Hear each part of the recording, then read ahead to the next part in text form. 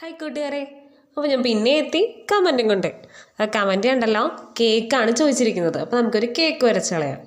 അപ്പോൾ ഈ കമൻറ്റ് ഇട്ട ആൾ എൻ്റെ ഒട്ടുമിക്ക എല്ലാ വീഡിയോസും ഞാൻ പോസ്റ്റ് ചെയ്യുമ്പോൾ ഓടി വന്ന് കാണുകയും അതിന് കമൻറ്റ് ഇടുകയും ലൈക്ക് ചെയ്യുകയൊക്കെ ചെയ്യുന്ന എൻ്റെ സബ്സ്ക്രൈബറാണ് കേട്ടോ.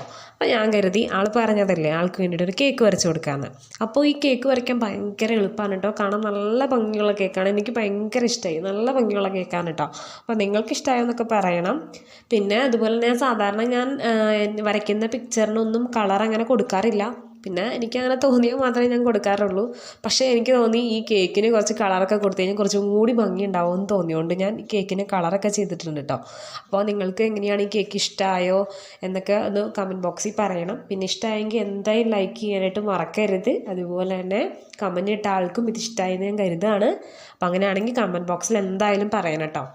അപ്പോൾ എങ്ങനെയുണ്ട്, കൊള്ളാവോ? അപ്പോൾ അത്രേ ഉള്ളൂ. താങ്ക്